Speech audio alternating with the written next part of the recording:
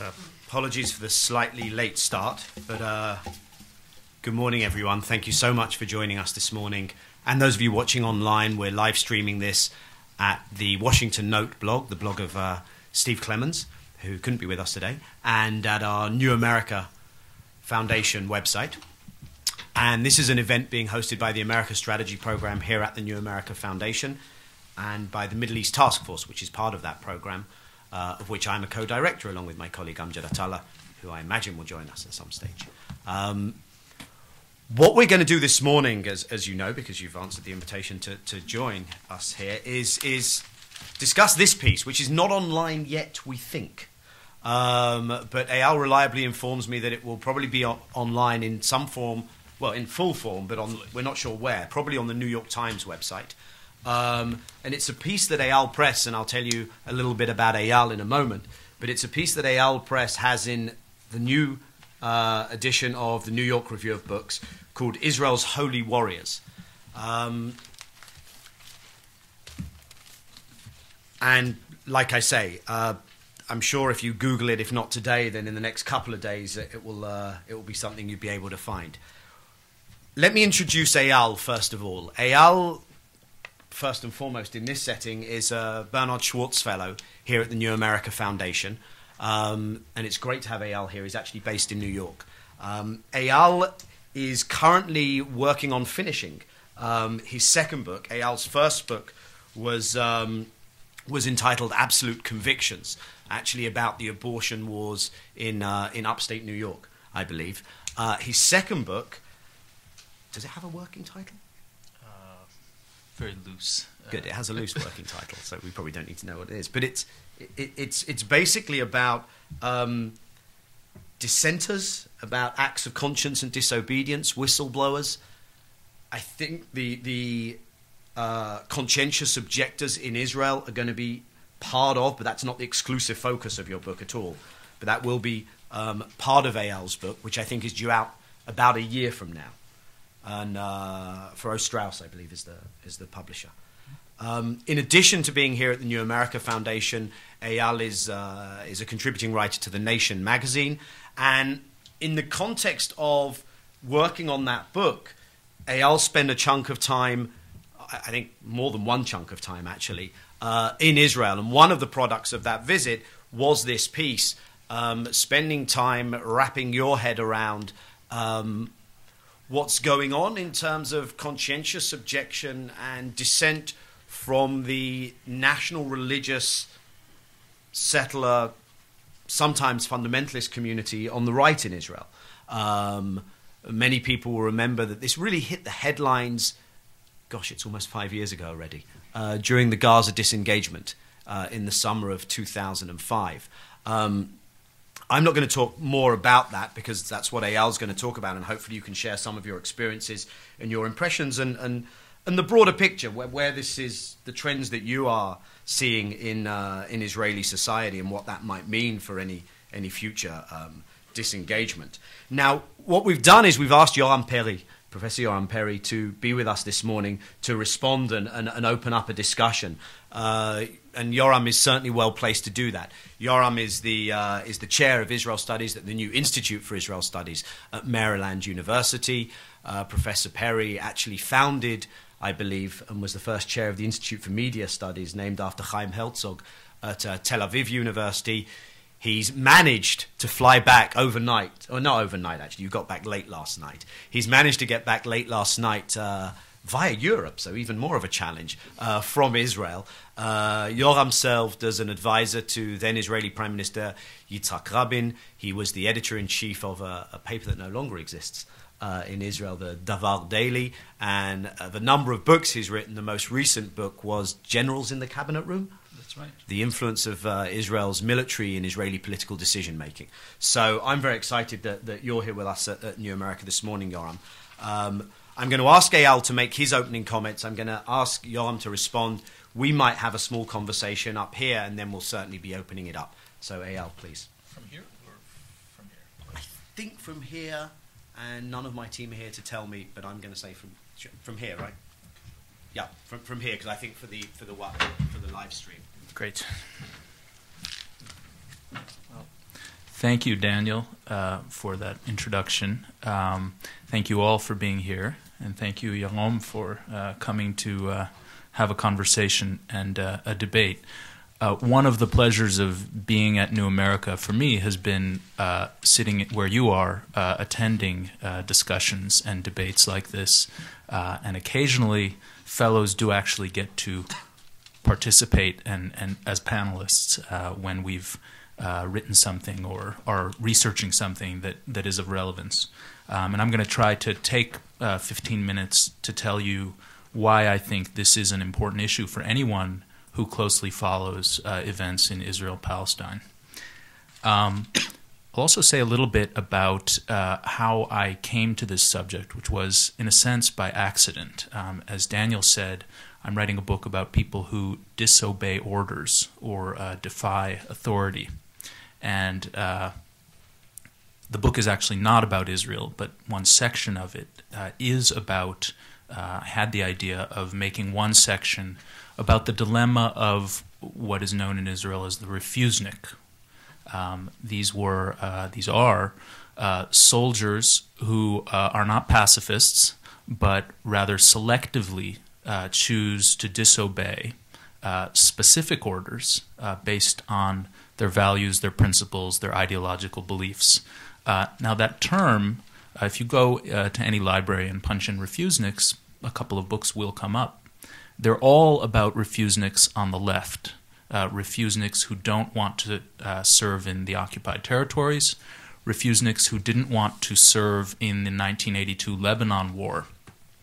And this phenomenon actually began in a significant way in 1982 with the Lebanon War. Most of the literature on those refuseniks is about Ashkenazi soldiers, Ashkenazi Jews from the secular middle class in Israel, people who tended to lean left in their politics. They were either Labor Party supporters or to the left of the Labor Party. And in a sense, they reflected the central dilemma within Israel that reverberated in the 80s and 90s.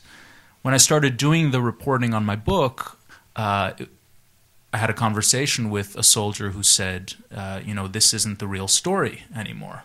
The real story is refuseniks on the right. There are more of them, and they're making more noise. And I wasn't sure if that was true. This was after actually the Gaza disengagement, and to some extent the fears that there would be sort of mass refusal in 2005 were not borne out, which we can talk about more. There were complicated reasons for that, but they were not borne out. Last fall, the issue flared up again, and it started with an induction ceremony for a battalion where two soldiers at the moment, in front of their commanders, in front of their families, two soldiers unfurled a banner saying that their unit, their battalion, will not evacuate Homesh, which is a Jewish which is a settlement that actually was evacuated in 2005 as part of the Gaza disengagement. Settlers have since turned it into a kind of symbol, gone back and tried to rebuild it. The army Homesh is in a closed military zone. It's very difficult to reach. The army has removed them. The settlers have gone back. There's been this kind of cat and mouse game over this very symbolic place that has acquired symbolism. And these soldiers were saying they don't want to, they will not participate in such an operation. They were disciplined. They got 20 days in prison. They were expelled from the battalion. Shortly thereafter, there was another sign in another battalion, in a sense, solidarity, saying, we also won't expel. And then there was a third sign. And by this point, if you opened an Israeli newspaper, there tended to be a story about this issue. Prime Minister Netanyahu commented on it. Defense Minister Barak commented on it, and it was very much alive, and I think it is very much alive. Now, some people would say, why is this so important? So a couple of soldiers show signs, or decide to express their beliefs by unfurling signs.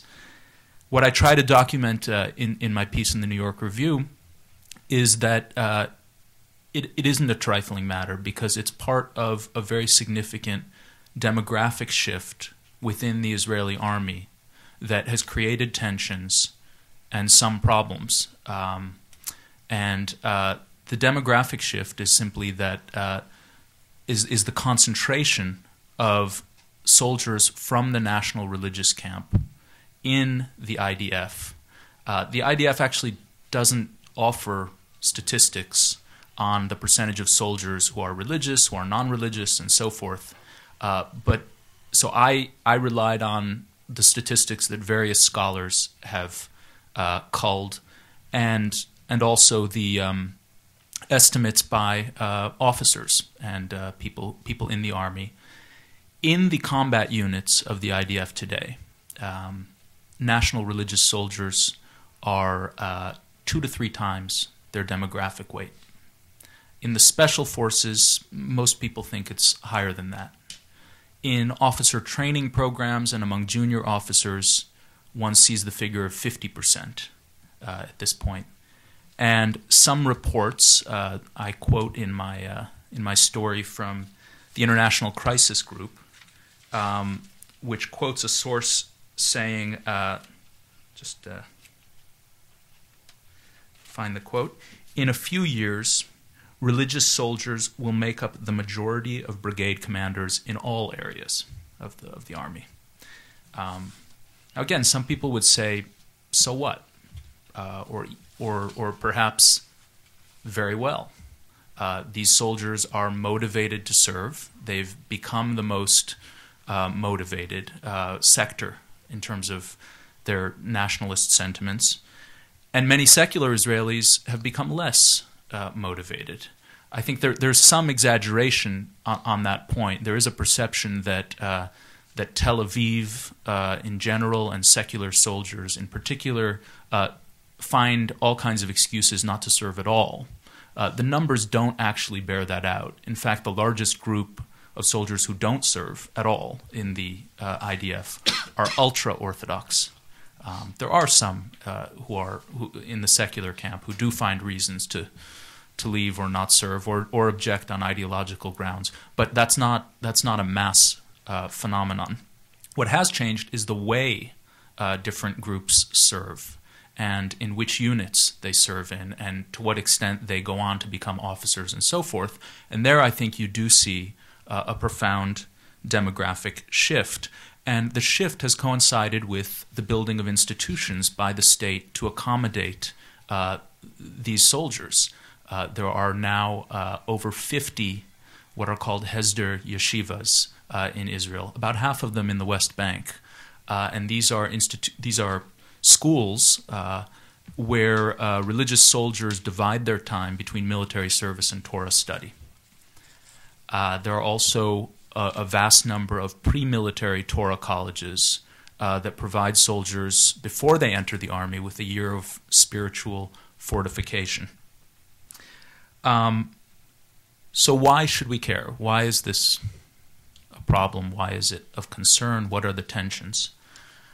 One set of tensions is simply internal, cultural, and in terms of the ethos of the army and the relationship between and among soldiers. The Israeli army describes itself famously as a people's army, which it is.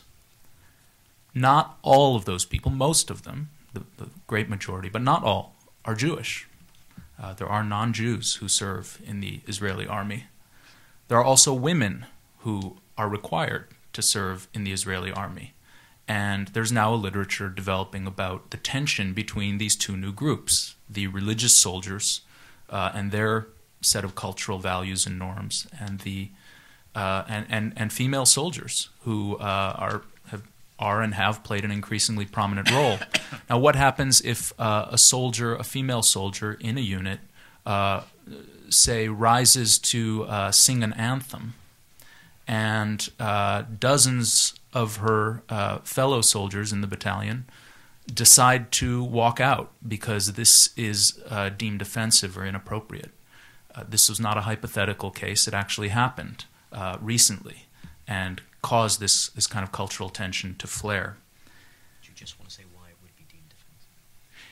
Yes, deemed offensive because it was seen as inappropriate according to their religious beliefs, for a woman to sexually inappropriate for a woman to rise and sing at a ceremony.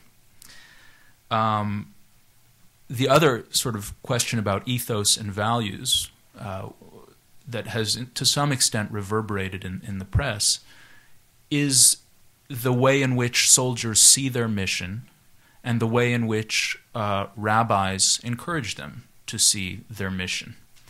There's great concern, I think, in Israel, outside of Israel, and probably in this room, that what has been a conflict over land and politics is increasingly being framed and seen as a religious war, as a religious conflict between Muslims and Jews. Well, during the most recent war, during the Operation Cast Lead in the Gaza Strip, soldiers were encouraged to see the war in those terms by rabbis who appeared on army bases. And the army says the rabbis were outsiders, and that some of the literature that was distributed on the basis was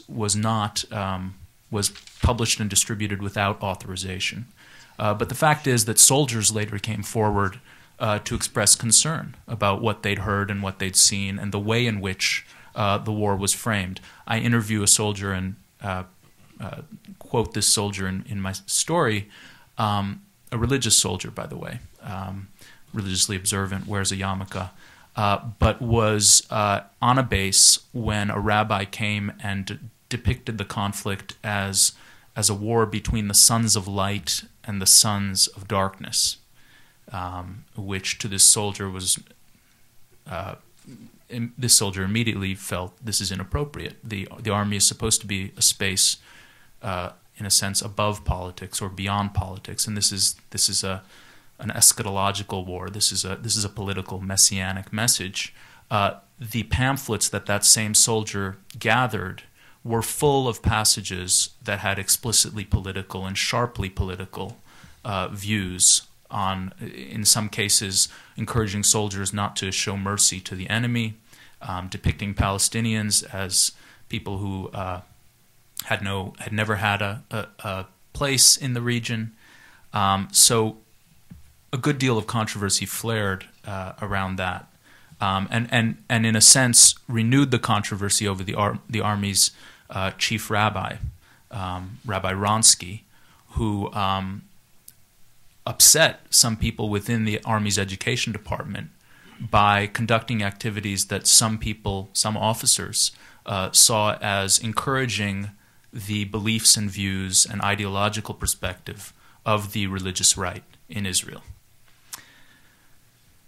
Beyond all of that and the internal questions, I think the biggest tension, the biggest concern is what this means in terms of discipline, in terms of the Army's capacity to perform certain politically sensitive missions, such as, for example, a mission to evacuate the 26 illegal settlement outposts that exist in the West Bank.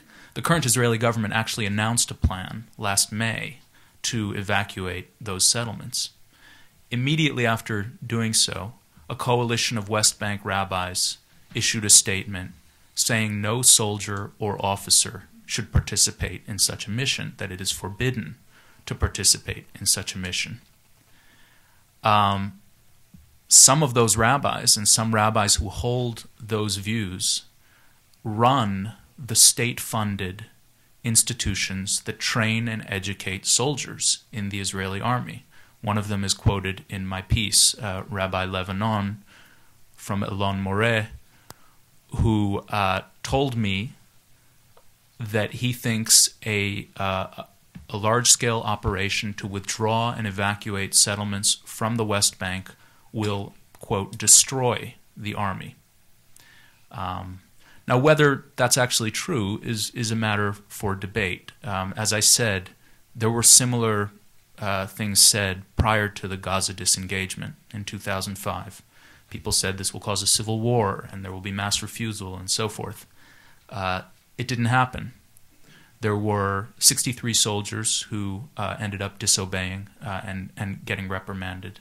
But there was no mass refusal.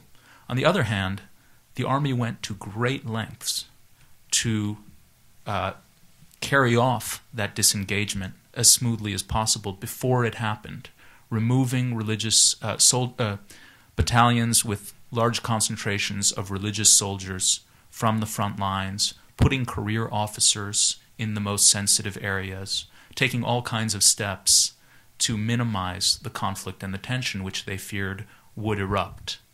Now, that's one reason it's still a live issue. The other is that Gaza is not the West Bank for many, many reasons. There are far more settlers in the West Bank.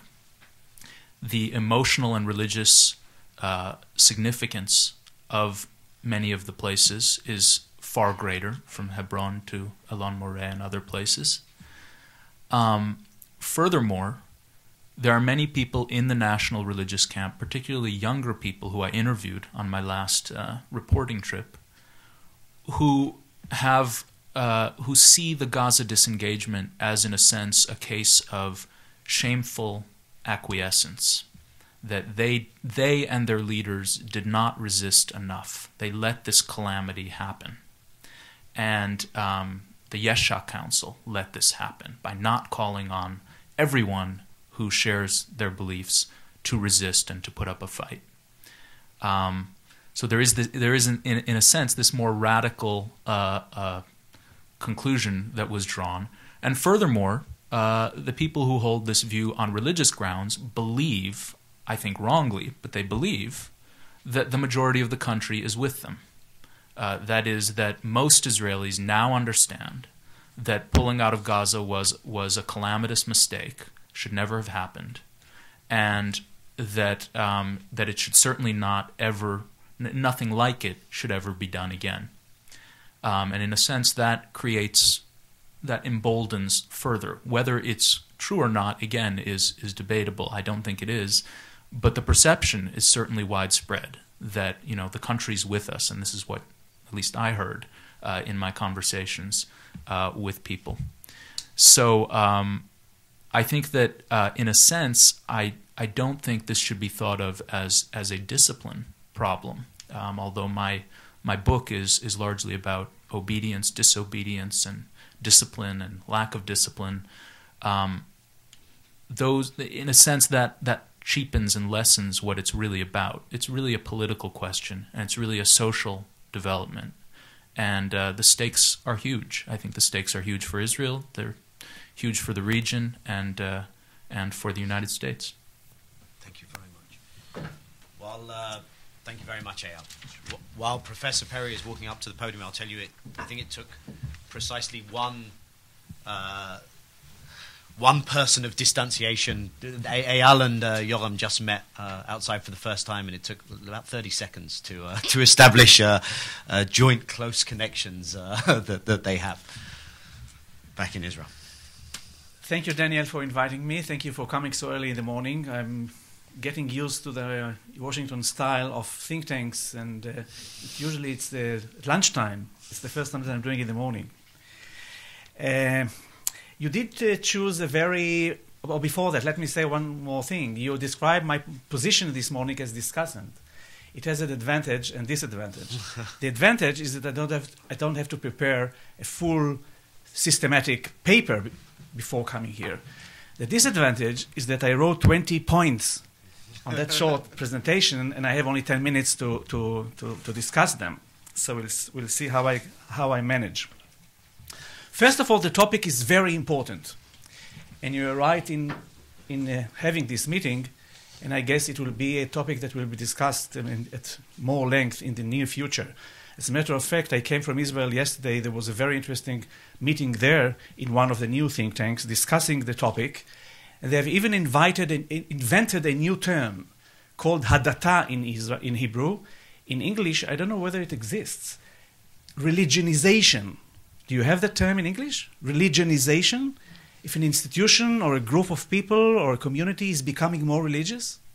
So this was the term that was invented for this particular conference, the religionization of the Israeli military. But you have to see it in a wider context. And I'm afraid that we didn't get that in the first presentation. First of all, you have to distinguish between the soldiers and the officer corps. These are two different stories. The number the number of soldiers has not changed because Israel has a draft, so everybody has to go to the military, and the changes in the structure of the military reflect changes in the general community. So, for example, today we have about 10% soldiers who are from Russian origin. We didn't have them 20 years ago. Nothing is new about it. So if you look at soldiers, you do see a larger number of new groups. And two major ones are the Russians and the religious community, particularly in special units and more in combat units. And this reflects the position of different groups in Israeli society. There's a terrible thing that in Israel is considered an index of your patriotism, and that is how much blood is shed for the country. The Russians shed for the ex-Russians shed for the first time blood in the Second Intifada. On one hand, it's a terrible thing. On the other hand, they can show now that they are real Israelis. The religious soldiers, the number of religious soldiers that were killed in the second war in Lebanon was much higher than in previous wars. And for them, again, on one hand, it's a terrible story, but on the other hand, they can say today, you see, we are better than you are because we shed more blood than you did, you the seculars. So if you look at the position of different social groups in Israeli military and their contribution to the military effort, you can judge their position in the social economic ladder in Israeli society. The closer you are to the center of the military, the more you are involved in combat units, paratroopers, pilots, special units, etc., the more you deserve to be treated as an elite in Israeli society. And that's a story that started, unfortunately, with the beginning of the formation of Israeli society, because it's the only democracy in the world that was involved in constant war since its inception. So these are the soldiers. And the fact that you have more religious soldiers doesn't mean much beyond that, because the religious community in Israel is a minority and will continue to be a minority. The vast majority are seculars. So even if there are more religious soldiers in the units, it will not change the nature of the Israeli military. But what we have to look is at the officer corps. There is the more interesting issue. And indeed, there is an increased number of officers who come from religious background, some of which come even from the settlements. And therefore, the question is that whether it's not only if the structure of the military will represent a change in Israeli elite groups, whether it will change policies, ideology, perception about the war, perception about the role of the military in Israeli society, etc., etc. And here are very interesting questions, whether there will be a change in the ideology of the Israeli military. And some people, including in the conference that took part in Israel 3 days ago, said, yes, there will. One of the scholars even argued that in the near future, if things will continue as they are, Yagil Levy, you mentioned his book in your paper, he argued in a new book that he's going to publish soon, that there is a possibility, which never existed in Israel, that there will be a putsch. If the situation in the West Bank will continue as it is, and in 5, 10, 15 years, the Israeli military will be asked to evacuate, some officers will disagree to that and will form a group, a strong group, they will have a putsch.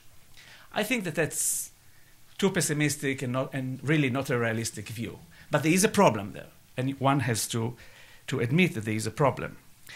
The problem has to do with 3 points. One is what is the current policies of the military that is busy with the territories, that is in charge of the territories? Will there be a change of policy there? Because some of the people, some of the generals and colonels come from a different background. Second, what will be the position of the military vis-à-vis the settlers? And what is the policies of the military vis-à-vis the settlers? And third is what will happen in the future once the military is given the order to evacuate the territories and to evacuate settlements and settlers. So you have to look into different issues. I'll tell you one thing that is already a change. The officers today are reluctant to take steps against settlers in the West Bank because they serve in this area. They have to guard the settlers. They develop personal relations, so it's much more difficult for them to stand against them. But not to that degree that they will not support the commands that they get from the higher level of officers or from the minister.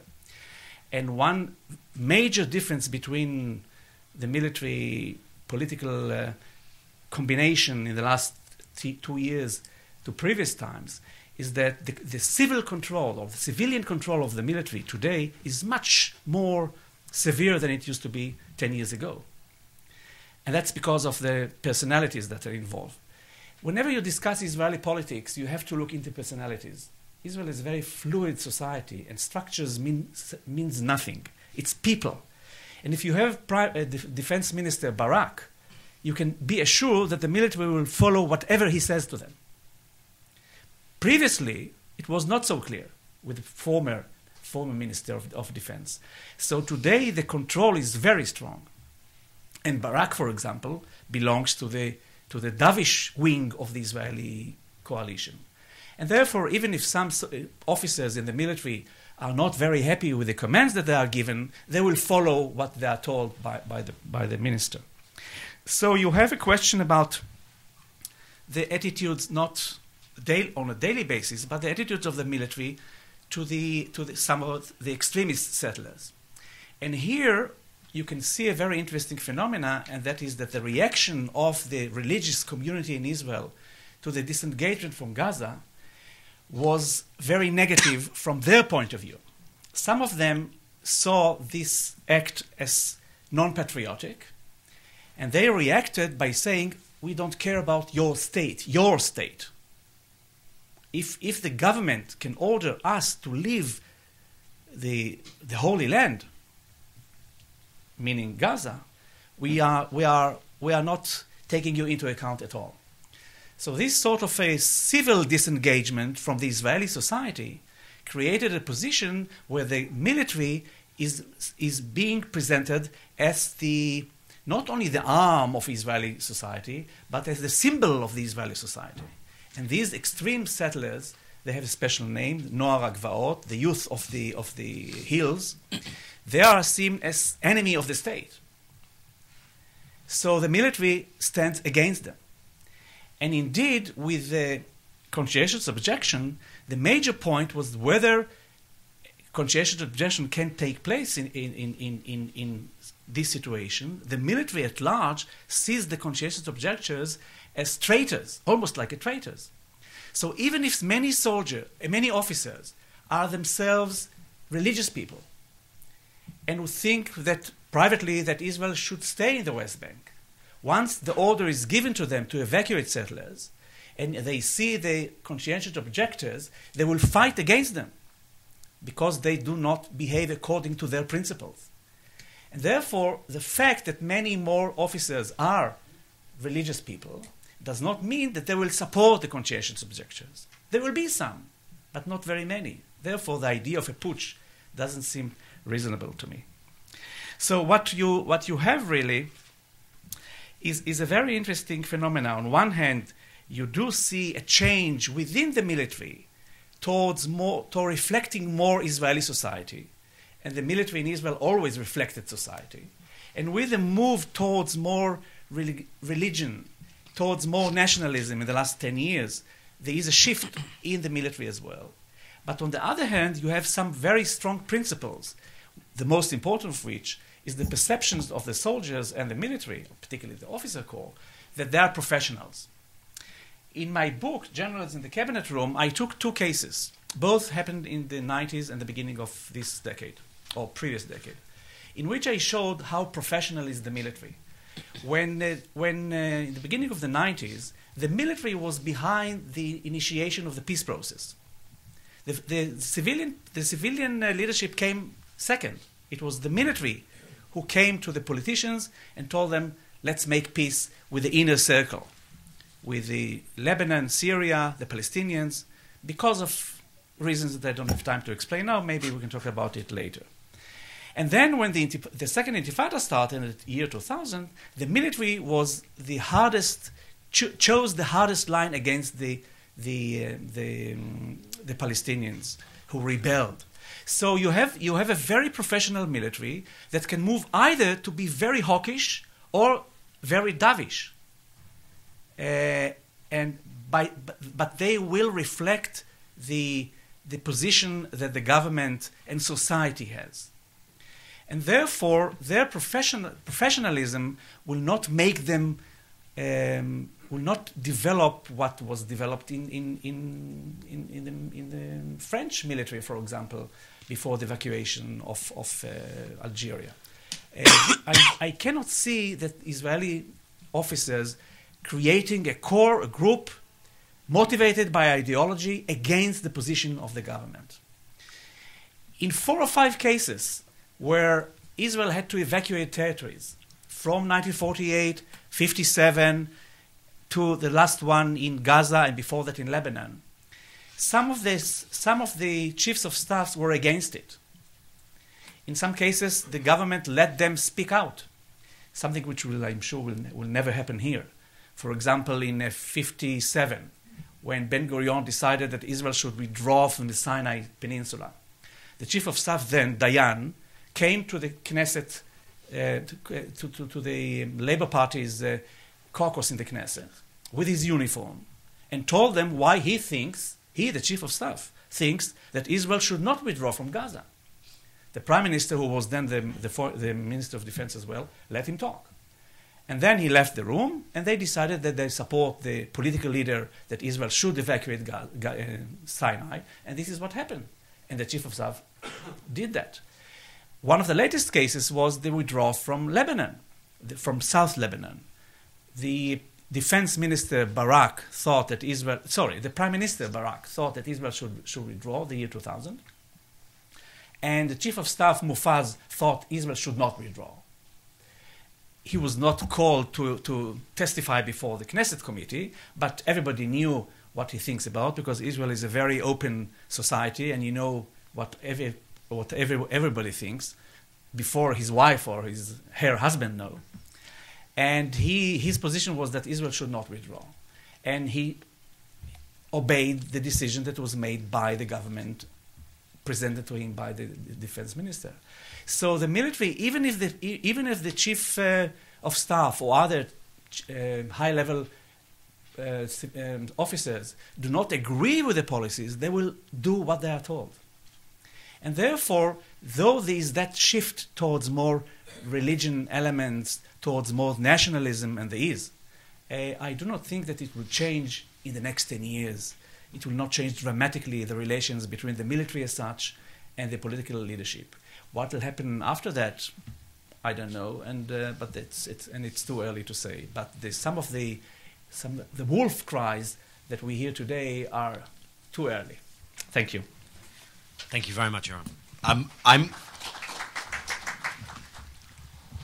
I'm just going to follow up briefly before we open it up, and we can stay sitting here for now. And I want to follow up on first of all on something that you just talked about, Yoram, which for me goes to the nub of the source of concern, which is to what extent, and I want you to come in on this as well, Eyal, wherein lies the ultimate source of authority? Because I think that's the concern. Is there enough solidity of respect for the institutions of democracy versus religious edict and rabbinical rulings? That would be the concern. And Eyal, in the piece and in your presentation, you spoke about the Hesder Yeshivot, these yeshivas, seminaries that combine military service with religious study.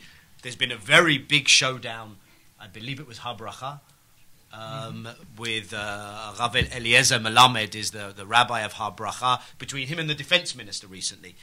Not entirely resolved at this stage. Over the issue was the heads of these yeshivas, and these are places where people who can go on to officer training spend part of their military service. I guess you're saying, Yoram, that the phenomenon of a critical mass of people working themselves through officer, junior officer, senior officer positions in the IDF who will wobble, who may be shaky in terms of where they look to for the ultimate source of authority is not yet there. And I'd like to push you further on that. David Grossman, the novelist, said something in a speech at one of these weekly demonstrations in Sheikh Jarrah, an area where Palestinians have been evicted from homes. He said, it's almost like we've developed, in elements of the settler movement, he almost used a triffid analogy, this kind of plant which is now devouring us. How significant is this potential phenomenon of the state-funded Hesder yeshivas, the Trom Tzvai, the pre-IDF units? How much of a showdown is looming there? Mm-hmm. Well, I want Eyal to come in as well. The impact of the settler movement on Israeli foreign and defense policies is there, and one should be blind to ignore it. In many cases, the government decides to do things and does not really implement its decisions because they don't want to start fighting with the settlers. So there is that phenomena there. But it has nothing to do with the other question, with the major question that you raised, namely, where is the source of authority? And the question of the source of authority has been in Israel since the inception of the state. Because Israel is a Jewish state, and because religion has a major role in Israeli politics, there were always parties, the religious parties, who questioned that. And these issues were not related necessarily to the security and defense and foreign affairs. On other issues, in many cases, some people, some political leaders, political religious leaders, argue that the source of authority is the Bible, is God, and not the state. But that particular group, and from time to time, every decade, there was an issue that erupted and discussed. But overall, the vast majority of the Israelis, including religious Israelis, accept the rules of the game, of the democratic game. And very few will say that when the day comes and the Knesset decides to do either to annex the territories or to withdraw from the territories, this is the legitimate decision. Very few, less than 10%, will say it's not legitimate to accept the verdict of the Knesset. Very small. Indeed, what happens is that whenever someone says the rabbi is more important than the commander, immediately many people shift to the position of supporting the government and the democratic system rather than the rabbi, even if they believe in their heart that the rabbi is right in his position. Because people say you cannot have a state, you cannot conduct public life if you don't have one source of authority. And therefore, he is my rabbi. I think that he is right. We should not give back the territories. But we cannot, if everyone will decide for himself what is right and what is wrong, where are we going to?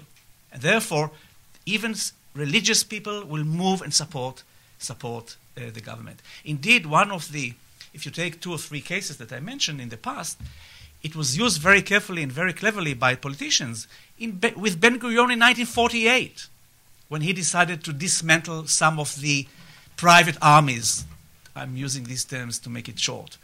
And they were against it. and people who supported him were against it, but he put the question of what is the source of authority. That was when he wanted to dismantle the Etzel and the Lehi, the underground, which were not part of the official Israeli military body. And many people supported Lehi and Etzel.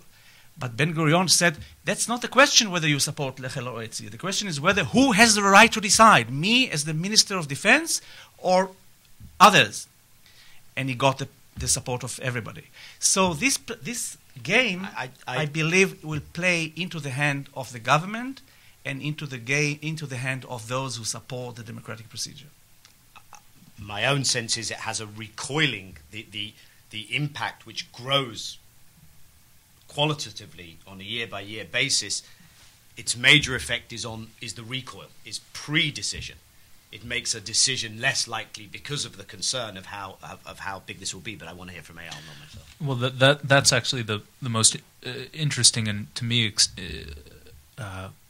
concerning comment that Yagil Levy made to me, which was he thinks, look, this isn't a hypothetical matter. Why do you think the illegal settlement outposts have not been evacuated? Take a look at the one place in the West Bank where this was tried, and there was a small illegal outpost that was evacuated actually by the police.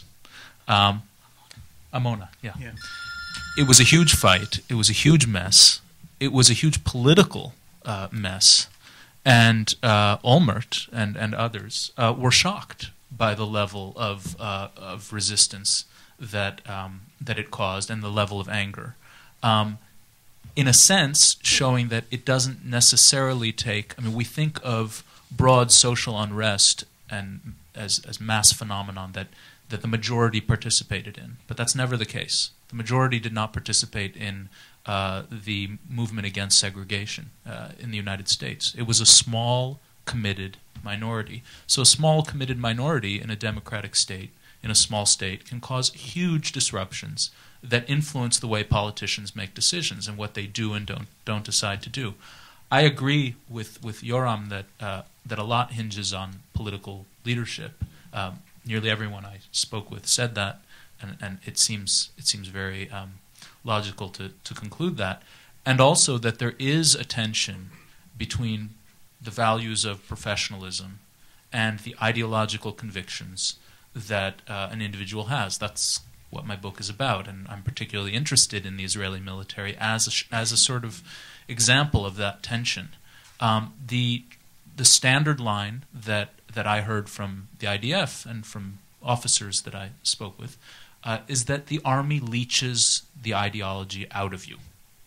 The more you're in it, the more you lose your what you thought were your firm convictions. You want to be a part of the group, and you want to be a part of the battalion. And to be the odd man out or the odd woman out is very difficult. It's very painful, and it's embarrassing. So most people won't do it. On the other hand, even the officers who said this to me said that they do think that there would be real resistance, internal resistance, from some, in the case of, say, the settlement outposts being taken out, and that it could get violent. Now, one person who described this scenario to me said that at the moment it got violent, that's when the country would turn against the settlers. Can you relate to that? If it's brief, and then I'm going to... Okay. Let me relate to that because it has to do... I agree with what you said. It has to do with a very interesting phenomena that exists in Israel. I said earlier that institutions are less important, personalities are more important. Rules are less important. Norms are more important. How did the Israeli military deal until now with conscientious objectors? As you said correctly, and I enjoyed very much reading your article, how did the Israeli military treat the conscientious objector on the left, which was the problem until now? Not by reading very carefully the letter of the law, but by developing soft, informal means to deal with it. For example, you're a commander of a battalion, and you know that every Israeli has to go to serve in Miluim, in the reserve duty, and you need 100 people. you have 150 people in your battalion. So you don't call only 100. You call 120. 10 cannot come because the wife is pregnant or the job is at stake. 5 are conscientious objectors. And they will tell their commander, listen, I'm not going to take part in this exercise because it's going to be in Judea and I'm against being there. So without making a fuss, he will not ask him to join that particular exercise. And everything is fine. He has the 100 people that he needs. Nobody knows about that guy, and it goes smoothly. This gray conscientious objectors tells you that the number of conscientious objections in Israel in the past was much higher than the number that you see in files. The number that you see in files or the newspapers are those who came out publicly, who were convicted, who had to serve in jail for a month or so, but the number is much higher. But on the other hand, the military works with it very, very well. The same applies for example, but that will take too much time, so I won't take this example. But just one story about the future. I believe that the same way the military will behave in the future. If you need to evacuate an area, you will not invite the particular battalion that you know that most of the people there are either came from that region or are religious people. You'll ask another battalion to do that. It will not be published. Nobody will know why this battalion and not another battalion was invited. But things will be much smoother and it will operate.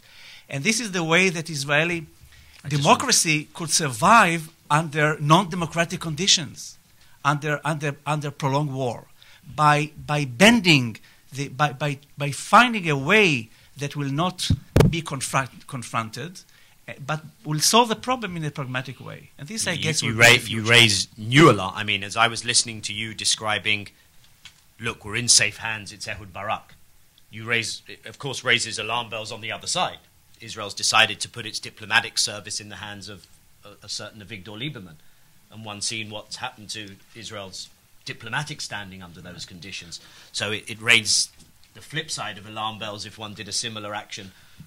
So far, no one's been crazy enough, bring my own opinion into this, to do the same with the IDF. But Eyal, I want you to come in and I want to open it up. Yeah, just one quick comment.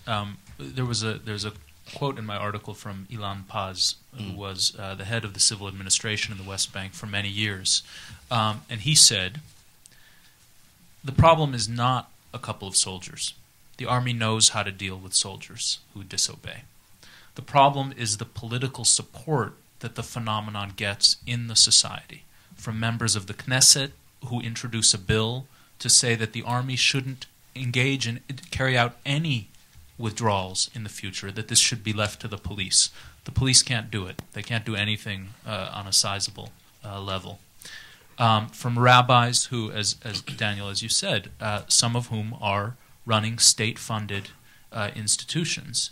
And that's something new. I don't think that existed with the left-wing version of disobedience. This, in a sense, this political movement to support refusal on ideological grounds. So, belatedly, was done. I think Tom's going to come around with a mic, and I think we'll collect a couple of questions at a time. So we'll go here and then to Rafi. Michael Lame, Rethink the Middle East. I'd like to hear a bit more about the constellation of factors involved in the non-evacuation or non-permanent evacuation of those illegal settlement outposts. For example, I haven't heard anything about the courts, the challenges to the evacuations, or the role of how lenient or severe are the sentences. So if people come, is it a continuous cat and mouse game, or are people given long prison sentences? Could the society tolerate that? And you said there was this plan from last May for the evacuation of 20-some of these, and Ehud Barak was then and is now the defense minister. So what are the political pressures on him, or what's preventing this from happening? Great, and we'll take Rafi in the front. Rafi Danziger from APAC. My question is addressed to Eyal. I think you put your finger on a very, very important point, which is that the settlers, the ones who are the refuseniks, as you call them, feel that the people of Israel support them. And I think that this is an important point in the future. The more they feel that people support them, the more likely I think there are going to be elements that are going to refuse the order. But I think this suggests to me, I'd like to hear a comment on that, that much will depend on the kind of solution that will come about. If it's going to be an imposed solution that most people of Israel will think is against their interests, will know that the government was forced to do it, the more I think people are opposed to the evacuation, and then the more likely they are to actually support that kind of movement. On the other hand, if it's an agreement that comes about through negotiations because of the will of the Israeli government, which is of course still democratically elected, I think that the less likely are the Israeli people to support them. So I'd like to hear comments on that. Do you want to kick off? I think that's true. I think that to the extent that there isn't popular support, there isn't a strong government, there isn't a strong leadership that says this has to be done in the interests of the future of Israel. I may believe, and I do very passionately, that there is no future, no just future for Israel without a withdrawal from the West Bank. But if the majority of Israelis don't believe that, and a leadership doesn't come together to say that and to really move forward on it, the level of resistance and discord will definitely be higher. And I think in that sense, that's why it's very important to look at what happens when even smaller steps are announced, as were announced. Now, this wasn't a plan that was said to be implemented. It was simply an announcement, as I understood it, about the settlement outposts. It was last May, and it was simply a sort of signal that this was in the works, that this was in the realm of debate. There was an immediate outcry from the rabbis in the West Bank communities saying, no, you don't do this, and soldiers and officers can't do this. So it is a matter of internal debate. I think one thing I didn't mention that to me is alarming, and it relates to this the views of youth. A poll that came out in February, 48% of Israeli high school students said that they would refuse an order to evacuate a settlement outpost or a settlement. Whether 48% would actually do it is a completely different question. But just the fact that 48% said they would suggests to me that the status of the settlements has been blurred to such an extent that, and the role of the army is indeed to protect Israeli citizens, regardless of where they live. Now, if the settlements are seen as a part of the country and a part of the state and of the future state, it makes complete sense that high school students would say this. If, on the other hand, they're seen as a barrier to peace, illegal, a great albatross around the country's neck when it comes to its image and so forth, then I think you'd have a very different response. The figures that one see on different issues, like the ones that you mentioned, are really related to the atmosphere at that particular time, to the climate of ideas at that particular time. And while the 90s, Israel moved dramatically to the left, and many people saw peace in the near future, the last decade, since the second Intifada started with suicidal attacks and then attacks from Gaza and from Lebanon, the majority of the Israelis moved to the right, and more nationalistic approach was developed. However, now more than ever, most of the Israelis are willing to evacuate the territories. And most Israelis are willing to see the evacuation of settlements. What happens is that the same number of people do not believe that it will happen in their time, in the next 10 years. They lost faith on the other side. Now, this is another topic. Well, are they right or wrong? Are the Palestinians ready, willing to make peace or not? That's a different question that we're not going to discuss today. But this is the perception of most Israelis. And therefore, if the peace process will be resumed, basically most Israelis are willing to evacuate the territories and to subscribe to a two-state solution and to get more or less to the 67 boundaries. So why don't they do it now, even the illegal settlements?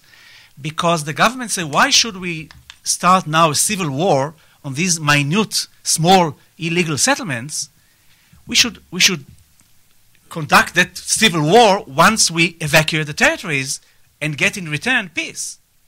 Then most people will support us. If we do it today, many people will be against us because they say, "Why do you do that if you don't see any movement on the other side?" It happened in the same case where when Barak negotiated peace with the. No, we're not going to turn this into a dialogue. I'm going to go for the next questions. Tom, there are two people on the back row we'll take now. Hello, I'm Patrick Hickey with GAO. And quick question is, do these trends in growing religionization, have you, in your view, has that also affected other security services? You mentioned the police. And anybody who's traveled in the West Bank recently knows there's quite a variety of uniforms one can encounter going in and out of the West Bank, including private security contractors. Are these other sources of security worthy or weighty enough to also be taken into account in this study? Or I don't really know that much about their structure, but do they rise to the level of private fiefdoms that are somewhat distinct from the IDF? And we're going that also would include the COGAT in the civil administration within the West Bank. And we'll go two along from you. Thank you. Thanks. Hi, I'm Cynthia Butler. I'm an attorney, and I've got a constitutional question and a diplomatic one. Constitutionally, it seems like in this country, we've got things called eminent domain, where if you appropriate property to some other government use, you can pay and compensate, and then everything's fine, and there's a process for doing that, et cetera. I mean, is there anything constitutionally in that would help the PR of what I understand of these settlements is being made into political hay? They're largely not developed lands that Palestinians are residing in. It's not like they're stealing the property, but they're really they're misused on such a inflated level as political firestorm. When these things could be dealt with on a legal level, but so my question is, what constitutionally allows that to happen? And then the next question is, obviously on a diplomatic level, when Biden went over, there was all the fall for all about everything that melted down in terms of our diplomatic détente that we were trying to help with. So from an American perspective, if you were a diplomat going over there, how would you engage the military leadership, the officership? How would you engage them to support helping to structure something that allows the developments to exist, but be something that is properly appropriated and accounted for on an international level, so the support internationally is there? Because isn't that what you need? Okay. I'm not sure I understood the question. I'm not sure anyone did. You want to take more? Maybe. Yeah. We'll take one more. We'll come down. We'll come down here. We'll stop here at this row. My name is Khaled Al-Gindi. My question is, if we take the questioner in the back and sort of broaden the perspective a little bit beyond the military and beyond the security services, to what extent is there a similar phenomenon in other governmental institutions that are heavily involved in the settlement project? The ILA, the Ministry of Housing, Construction, the Ministry of Interior.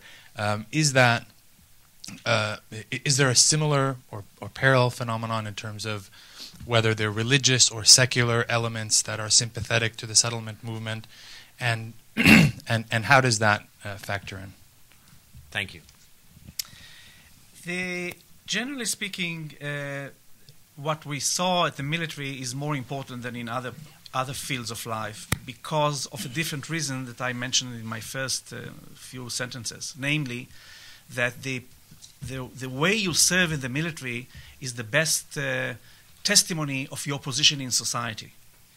And while in the past the kibbutz movement and the labor rights showed that they are entitled to be the elite of Israeli society because they serve in the military in the most esteemed position, the same applies to the others.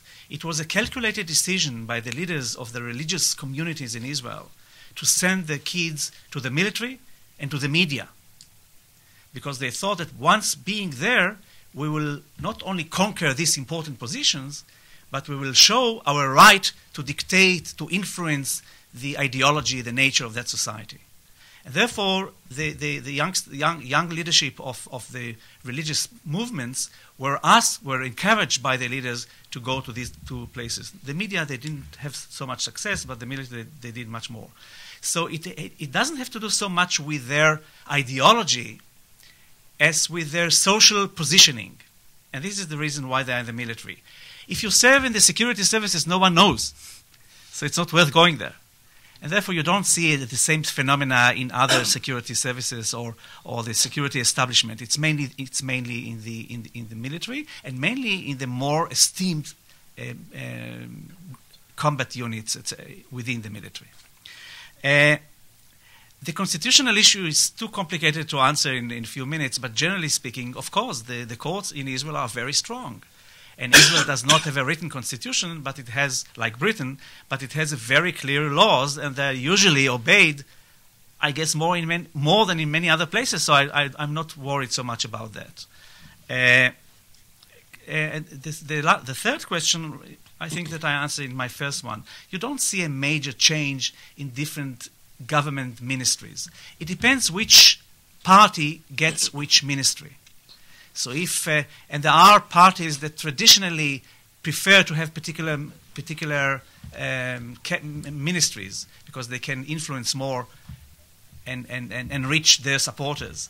But I wouldn't say that the ideological position vis-à-vis the territories, the future of the territories, or settlements, etc., was a major impact of any particular was a consideration of any particular party to choose that particular ministry. Not really. Eyal. Just to comment on the issue of stealing property. It is, in fact, there are well-documented cases of private Palestinian land that has been expropriated and where an outpost or a settlement starts to be built and then develops. The murkiness of the law is quite striking, and in a sense, the double game that Israel has played on some of these issues. At the end of my piece is a description of an illegal settlement outpost named Haresha. It is illegal, but it is hooked up to the electricity and water supply. There were subsidies from the government to build housing there. There are also pending orders to demolish some of the structures that are there. So there are these two contradictory forces in a sense, and it wasn't clear to me, even after going there and interviewing various people, what the legal status is. You are right. There was a very important report, what's her name? Talia Sasson, which argued that many activities on the West Bank were illegal according to the decisions of the state and different ministries. And she demanded that the state, the prime minister, will take steps. From time to time, the government, either the prime minister or defense minister or others, say we are going to do that, and they don't. So there is that gap between the laws and the practice. We'll come right down to the front, and we'll take three. We'll take 1, 2. Jaap van Wezel, the Jerusalem Report. When Yamit was evacuated, I think it was in 1979, I had an argument with Gula Cohen, who then said that you could violate the law as long as you pay the price. And I think that is a wrong legal concept, but my question is basically, is that an argument you hear today? And we'll take two at a time, and then we'll come back and go there. So just behind you. Eli Clifton, Interpress Service. I have a recollection of a scandal that I think emerged in the end of 2008 involving compensation being paid to IDF soldiers who refused to participate in, I believe it was an evacuation of Hebron Market. And I'm curious to get your impressions on what are the lessons we can take from this scandal. Is it a sign of greater acceptance of the refuseniks on the right, as you described them, or is the fact that this scandal broke could we consider it as being that it was a sign of desperation, perhaps, that financial compensation even had to be introduced into the equation? There was actually financial compensation given to the soldiers who hung up this sign at their induction ceremony by a far-right group called SOS Israel. I think they gave 20,000 shekel to the families of the soldiers, honoring them as heroes in a ceremony. And signs for those for that ceremony can be found. I found one in the community I just described in Haresha. In terms of what the price of violating the law is, that's a very intricate, long debate, even among legal scholars and people like Ronald Dworkin, who have written about whether it is actually proper in a democracy that someone who breaks the law on the matter of principle should be willing and ready to go to prison for it. Generally speaking, I think most of the soldiers I've spoken to who refused said that they were ready to not only go to prison but be expelled from their. They were ready to pay the price, and they expected that there would be a price, and that and in a sense that was the point. They were saying, "I'm ready to pay this price in order to make this point." On the other hand, there are people who believe that that this is simply right, and that it is an extraordinary injustice that, for example, these soldiers who were kicked out of their unit were kicked out of their unit. So there's kind of a debate about that.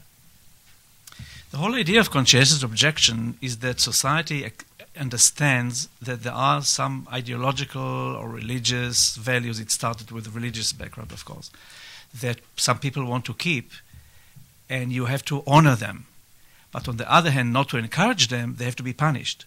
So the Greek military, for example, in the past, I don't know whether it exists today, you were able to be conscientious objector and serve in prison for the same period of time that you have to serve in the military. And you are entitled to do that legally. There is that inner contradiction. We're going to take our last round. We'll start here with Scott. Scott Lasensky. Apologize for being late. And loud. And loud. And sick. But I'll offer a serious, though perhaps naive question. The comment about the Sinai withdrawal. The other part of that story is that Ben-Gurion made the decision because of intense pressure from the President of the United States. Unprecedented pressure. And if you fast forward to one of your other comments, the Sassoon report, by some accounts, came because of, I wouldn't call it pressure from the Bush administration, but sort of a tepid nudging about this issue, asking the Sharon government why this kind of activity was going on. So from one experience in the 50s to another one just a few years ago, it's a dramatic change in the U.S. Posture and in a intervention on this issue. So my question is simply, has the U.S. lost any measurable influence on this question, particularly on the question of not just settlements writ large, but trying to help Israel maintain authority and strong rule of law when it comes to the settlements? Or is there still something maybe to resurrect through supporting early compensation, or more reports like Sassoon, or sending experts on monitoring, or again, this is the naive side. Is there anything we can do, not in a heavy-handed Eisenhower way, but in a more supportive way, to help Israel gain more control and authority, so that the vice president in the future, Biden's successor, doesn't show up in Israel and have this lack of rule of law sort of upend the entire visit? I'm going to go to the far left, my far left anyway, far right of the room, really. Thank you. I'm Al Richmond, former State Department. I'd like to follow up Dr. Perry's comment about there was something that the Israelis would do for a peace accord that they would not do for an administrative ruling. If there were prospects of an accord, Israeli-Palestinian accord, what would you recommend, given what you've been talking about today, in terms of a phased settlement withdrawal or any other, as opposed to a total agreement to withdraw immediately? First of all, 57. 57, it was not only the ultimatum from Washington, but it was a joint Moscow-Washington ultimatum. And that made that dramatic impact on Ben-Gurion. I don't believe that similar case will occur in the near future. But what can be done? I believe that something can be done. Today, you have two parties in Israel. It's not the Likud and Kadima and others. Today you have two parties. One party is the party of the land, those who believe that Israel should stick to the land. And the other party is the party of the pro-Obama administration. The party of people who say that, some of them will say that the land is important strategically, the land is ours, God gave it to us. However, Israel needs a strong ally if Israel wants to survive this continuous battle. And therefore we should find a common denominator with the United States. And even if we think that they are wrong, we should support them. And these are the two groups, which are a third of the population. And you have another third in the middle. Those who are not sure. Many of them believe that Israel should not evacuate the territories, not because of religious reasons, mainly because of security reasons. But they understand the importance of having a strong ally. And this third could be maneuvered by American policies. And the major issue that people on that third have today is, what are the real intentions of the United States? Are the policies of the administration to pay with Israel to improve American position in the Muslim world, or to trust President Obama, that he really wants to bring peace to the region? So if the United States wants to have some impact on that third, they will have to explain more and take more public diplomacy to tell the Israelis that they're not going to be sacrificed for American interests in other places in the region. But it is really a positive step that will bring peace and solution to the conflict. And I'm afraid that this public diplomacy has not been done well in Israel in the last 2 years. And therefore many Israelis, those who I spoke to at the last week, will tell you, we cannot trust them. They want to pay with Israeli money, currency, to improve their position in other parts of the Middle East. If the Israelis will believe that the policies are really devised to bring peace and real peace, for example, they would like to see more pressure put on the Palestinians, which hasn't been seen lately, and other ways to do that. And if that is done, I believe that the pro-Obama party will have 60, 65%, or 70%, and the pro-land party will be in a minority. Just one comment that a little bit relates to something Yoram said that I think is very true, which makes a lot of sense. Why move against illegal outposts if you're not going to get something big out of it? Why take all that risk, the opposition, and so forth? The problem is that the settlers know that. They know that if they raise a fuss, there is less incentive to do something, and so meanwhile, they'll continue to advance their interests. And I refer at the end of my article to the price tag strategy. Anything that's done against our interests will raise hell. Some of us will act violently, will slash tires, will burn a mosque, will oppose Israeli civil administrators who come and say that you have to freeze construction on something. And so in the meantime, the headache causes the politicians to say, let's not deal with this now because we can't get something big. And yet, bit by bit, the people on the ground advance their interests, which they've been doing for 40 years. Well, we're not going to take more questions because we're about to run out of time. And it's fascinating that you ended with that and this Tag Mahir, the price tag policy, and to really bring it right back to this morning's headlines. We saw that in play yesterday, which was Israel's Independence Day, Yom Ha'atzmaut, where settlers from – two incidents. Settlers from the outpost of Yovel cutting down, setting fire to the olive groves of the Palestinian village of Kariot, I believe it was, just south of Nablus. I think 170 olive trees destroyed. And you had some of the settler community from one of the yeshivas in Yitzhar, in a confrontation with the IDF that became nasty and became violent, and a couple of settlers were arrested and a couple of soldiers were injured. I I mention that because I think this is something your piece has shed some light on, which is, and many of the questions were about how does one move forward and what does it mean to any prospect of any advancement in resolving the conflict.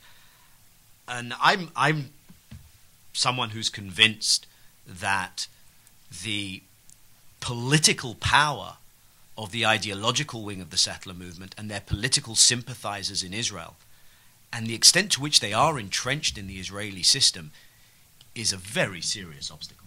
It causes Israeli, and it comes out on a day-to-day in the non-dismantlement of outposts, although this is an Israeli commitment not only to the United States but also to itself, to its own implementation of the rule of law.